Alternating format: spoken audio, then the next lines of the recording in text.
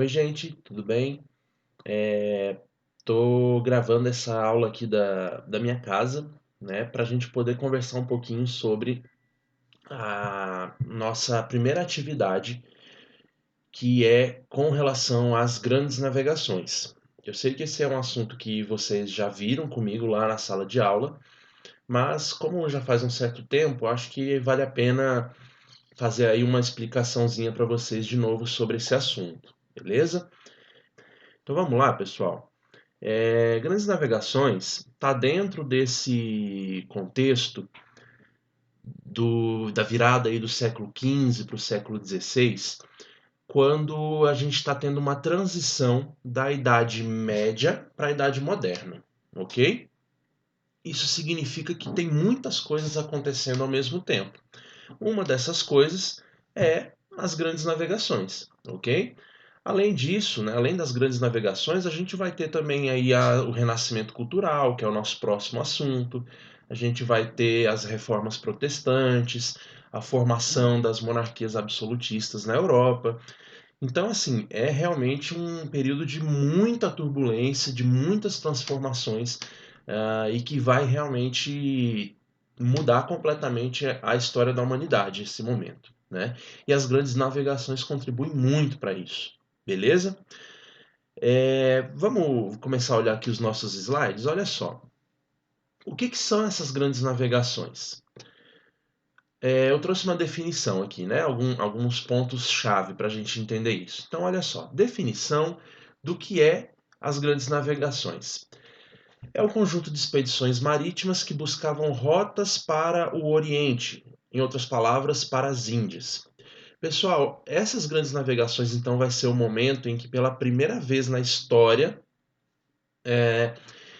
os homens, né, vão poder navegar pelos oceanos, né? Até esse momento, pelo menos ali na Europa, né, não havia tecnologia de navegação boa o suficiente para você navegar o oceano. A navegação que existia naquela época até então era uma navegação muito restrita ali àquela região da Europa, a costa ali da Europa, o mar Mediterrâneo, nada muito além disso, né? A partir desse momento, torna-se possível então essa navegação pelo mundo inteiro, né? Atravessando aí os grandes oceanos que até então eram completamente desconhecidos por esses caras, tá bem? Por que eles vão fazer essas expedições marítimas? Eles estão indo em busca das Índias, eles estão indo em busca do Oriente, beleza? Quando é que isso aconteceu? Ou melhor, por que isso aconteceu? Isso acontece porque as Índias elas forneciam um comércio muito lucrativo para esses navegadores. Que comércio era esse? Era um comércio de especiarias. Especiarias, pessoal, eu vou mostrar alguns exemplos depois, mas especiarias, bem resumidamente, são qualquer tipo de produto que possa ser vendido por um altíssimo valor lá no mercado europeu, no comércio europeu. E esses produtos eles eram encontrados aí nessas regiões mais orientais do planeta, né? Que os europeus vão dar um nome aí genérico de Índias, tá bem? Então vejam que as grandes navegações elas são motivadas principalmente, claro que não é o único motivo, mas principalmente por motivos econômicos, né? Esses caras eles estão fazendo aí uma viagem completamente inédita, perigosíssima, né? Porque é desconhecido, cara, né? E tudo isso por questões econômicas, por visando o lucro, né? Tá bom? Então o principal motivo vai ser esse, tá? Quando é que isso acontece? Já cheguei a mencionar para vocês. No século XV, século XVI, também pega ali um pouquinho do século XVII, né? Mas o que importa para nós é que isso tudo está acontecendo no contexto aí de transição da Idade Média para a Idade Moderna, beleza? Ah, esses são, né, alguns exemplos de especiarias, né? Quais são esses produtos que os europeus tanto procuravam nas Índias? Ouro, claro, né? O ouro é a base de tudo, né? É a base da economia, é a base da moeda europeia, tá bom? Mas além do ouro, eles buscam canela, noz moscada, cravo, gengibre, seda, tem alguns outros também que não estão mencionados aí, por exemplo, pimenta do reino, enfim. São produtos que são encontrados nas áreas orientais do planeta, ok? Então, na região aí que os europeus chamarão de Índias, e que são produtos que podem ser vendidos a um altíssimo preço na Europa. Portanto, são produtos muito lucrativos. Tão lucrativos que podem ser, que vale a pena, né? Eles são tão lucrativos que vale a pena você empreender uma viagem como essa, né? Então, é por essa razão aí, principalmente, que as grandes navegações vão ocorrer. Por que esses produtos eles são tão caros na Europa? Porque eles não existem lá, né? E eles são considerados produtos de luxo, né? A seda, por exemplo, a canela, são produtos que eram consumidos pela nobreza europeia, pelas elites da sociedade europeia. Portanto, eram pessoas que estavam dispostas a pagar muito caro para ter esse tipo de produto. Beleza? Bom, qual é a grande surpresa das grandes navegações? O que ninguém esperava que fosse acontecer? É que no meio dessas viagens, né, no decorrer dessas várias expedições marítimas que vão ocorrendo aí ao longo dos anos, os europeus acabam encontrando, olha só, um continente completamente novo, que eles não faziam a menor ideia de que existia. Que continente é esse? A América, o continente em que nós vivemos atualmente, tá? Assim, as grandes navegações, apesar de ter todo esse objetivo inicial voltado para as Índias, para o comércio de especiarias, o que realmente mais importa para nós é a descoberta da América pelos europeus, ok? Isso sim, pessoal, a gente precisa ter em mente que é algo extremamente revolucionário, né? Eu coloquei aqui, inclusive, uma comparação para gente, né?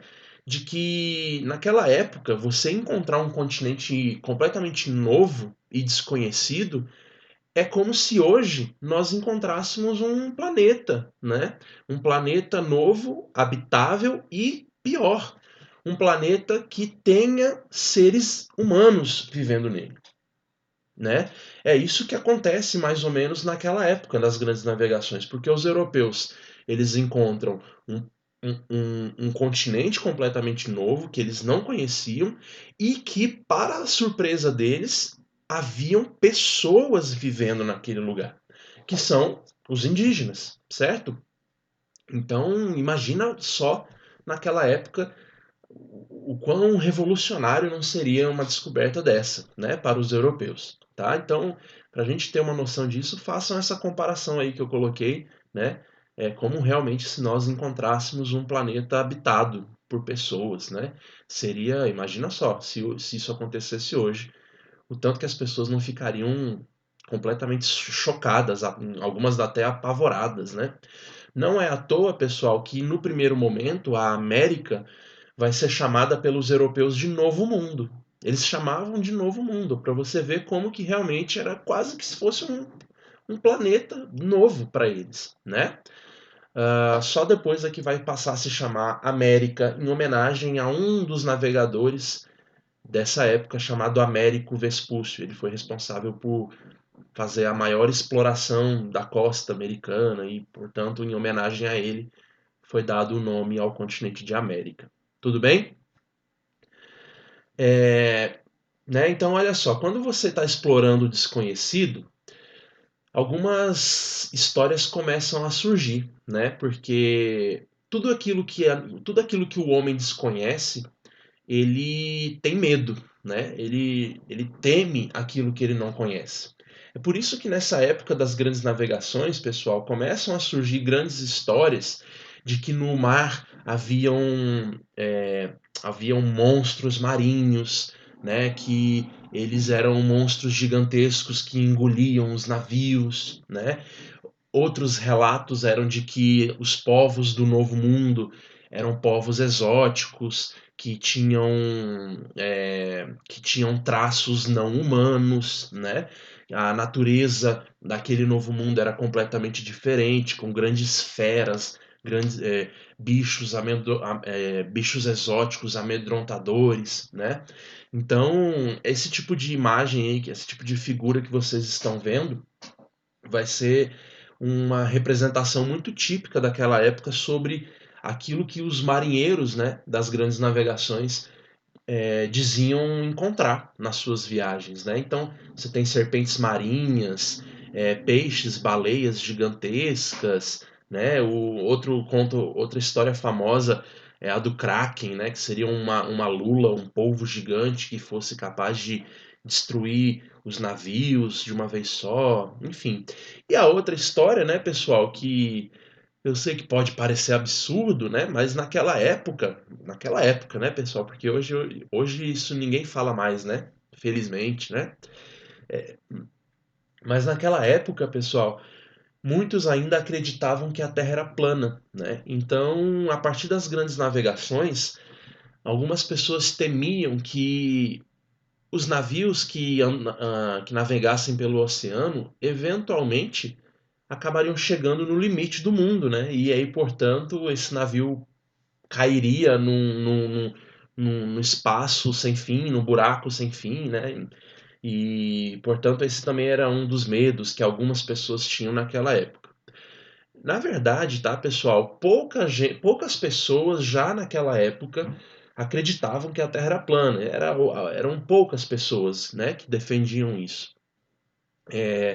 Porque realmente já haviam ali naquela época alguns estudos que indicavam que a Terra era esférica, né? Que a Terra não era plana, né? Para você ver que já naquela época já tinha gente sensata, né? Ah, e portanto, assim, essa era uma ideia minoritária, tá? De qualquer forma, apesar de muitas pessoas já imaginarem que a Terra não era plana, ninguém havia ainda provado isso, ninguém tinha mostrado isso na prática. Em outras palavras, ninguém havia ainda dado volta ao mundo para mostrar que a Terra era esférica, né? Então, as grandes navegações vão ser também uma oportunidade para isso ser colocado em prática, e aí a gente vai ver que vai ter sim um navegador que vai provar isso pela primeira vez. Tá bem?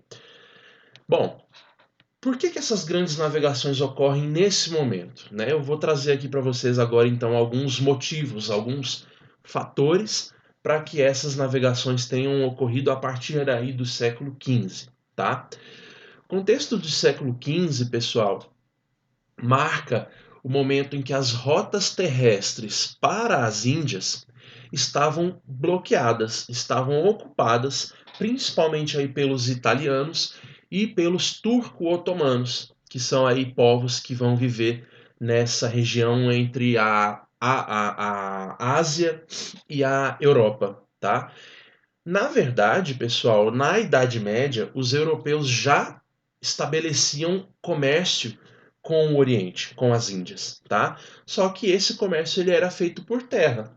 A principal rota realizada por esses caras lá na Idade Média é a chamada Rota da Seda, que eram estradas que ligavam a Europa até a China, para vocês terem uma ideia. Então esse comércio ele não era necessariamente uma novidade para os europeus, né? Esse comércio de especiarias. Porém, pessoal, a partir do século XV, essas rotas terrestres que eram utilizadas pelos europeus agora não vão poder mais ser utilizadas porque elas vão ser monopolizadas, ocupadas por esses dois povos aí que eu mencionei no slide. Ok? Então, é aquela história, né? A necessidade é a mãe da invenção. Então, se agora eu não posso utilizar as rotas terrestres, eu preciso buscar uma alternativa. E a alternativa que os europeus vão encontrar será buscar rotas marítimas. Ok? Então, já que a gente não pode ir por terra, vamos tentar ir pelo mar. Daqui a pouquinho eu vou mostrar no mapa como é que funcionava essas rotas terrestres e como é que funcionavam essas rotas marítimas, tá bem? Outro fator importante, pessoal, que a gente nunca pode deixar de lembrar é a escassez de metais preciosos, a escassez principalmente de ouro, que era a base, né, da economia monetária, da circulação de moedas na Europa. né? Para você ter dinheiro, você precisa de ouro, você precisa de prata, e esses metais eles estavam ficando cada vez mais escassos no território europeu. Então esses grandes navegadores, eles buscavam acima de qualquer outra coisa, acima das especiarias, eles também buscavam metais preciosos. Eles vão encontrar esses metais preciosos na Índia, mas o principal ponto de procura para isso será na África. Então vejam que a África, o território africano, também faz parte desse processo de grandes navegações e de exploração por parte dos europeus. Depois que eles encontram a América também vai se tornar um ponto de busca e de exploração dos metais preciosos. Tá bem? Pessoal, essas grandes navegações, elas vão ser realizadas por motivos econômicos, como eu já mencionei. As grandes navegações, elas têm um propósito, portanto, comercial. E quem é a classe comercial na Europa? É a burguesia. Lembremos que essa burguesia é uma classe nova que está surgindo aí na Europa e que agora, no século XV, ela já se encontra bastante fortalecida, né? A burguesia começa a surgir lá pelo ano 1000, né, no meio ali da Idade Média, mas ela ainda era uma classe em ascensão, né? Esses grandes mercadores, esses grandes comerciantes, pessoas que viviam nas cidades, esses caras ainda estavam se desenvolvendo na Europa. Já no século XV, eles estão bastante fortalecidos e são eles os principais interessados nas grandes navegações, afinal de contas, são eles os grandes comerciantes, são eles quem vão lucrar com o comércio de especiarias, ok? Então, a partir do fortalecimento da burguesia na Europa, essas grandes navegações se tornam muito mais propensas a acontecer, ok? Além disso, pessoal, essas grandes navegações a gente pode afirmar com tranquilidade que elas só foram possíveis a partir do momento em que nós temos a formação das monarquias absolutistas na Europa. O que é isso? Pessoal, a Europa durante a Idade Média ela não era composta pelas nações que nós conhecemos hoje. França, Inglaterra, Espanha, Portugal, Alemanha. Esses países, pessoal, como a gente conhece hoje, eles só começam a se formar a partir da Idade Moderna, a partir dessa transição aí do século XV para o século XVI. E elas surgem a partir do momento em que nós temos a formação das monarquias absolutistas, ok? Por que isso tem a ver com as grandes navegações? Pessoal, as grandes navegações a gente precisa ter em mente que elas exigem uma organização política e social muito grande para acontecer e também elas exigem muito dinheiro para acontecer, porque afinal de contas a gente está falando de uma viagem que exige um grande número de pessoas, né, nos navios, exige uma tecnologia muito avançada para aquela época de navegação, e tudo isso custava muito dinheiro. Quem era capaz de fornecer esse investimento para as grandes navegações acontecerem? Os reis, as monarquias, os governos. Não era qualquer pessoa capaz de fazer isso, né? Então, nada melhor do que você ter um governo forte, centralizado, para poder investir nessas grandes navegações. Enquanto isso não acontece na Europa, essas viagens elas não eram possíveis. Pensa, por exemplo, a hoje, né? Fazendo essa comparação de novo aí de viagem espacial. É qualquer pessoa que consegue fazer isso? Você conhece alguém que é capaz de construir um foguete e lançar esse foguete para a Lua? Não. Quem é que faz isso hoje? São os grandes governos, né? E não é qualquer governo. A gente está falando dos Estados Unidos, da China, da Rússia, que são estados muito ricos, muito fortes e que eles sim possuem capacidade de empreender nessas grandes expedições. A mesma coisa serve para as grandes navegações. Tá bem, pessoal? Então, é muito importante fazer essa relação entre as monarquias absolutistas na Europa e o início das grandes navegações. Tá bem? Além disso, pessoal, a gente tem uma questão religiosa envolvendo as grandes navegações. A gente precisa lembrar que o século XV é o momento em que a Igreja Católica, por diversas razões, começa a ver o seu poder ser diminuído na Europa, né? A igreja que durante toda a Idade Média era absoluta, né? Agora ela vê uma série de ondas de contestações ocorrendo pela Europa sobre o seu poder. A mais importante são as reformas protestantes, né, que onde a gente tem ali grandes rupturas dentro da Igreja Católica ocorrendo na Europa, tá? E diante disso, pessoal, a Igreja Católica ela busca reagir. Ela não quer ver o seu poder ser diminuído. Então ela vai tomar algumas medidas que vão ficar conhecidas como contra-reforma, né, para poder manter o seu poder. Uma das alternativas que a Igreja Católica encontra será justamente buscar espalhar o catolicismo para outras regiões fora da Europa, né? O catolicismo ele era muito forte na Europa, mas fora da Europa, quer dizer, na África, na Ásia e posteriormente na América, ninguém era católico, né? Então a igreja pensa, bom, já que nós estamos perdendo poder na Europa, então a gente vai buscar recuperar esse poder em outros lugares.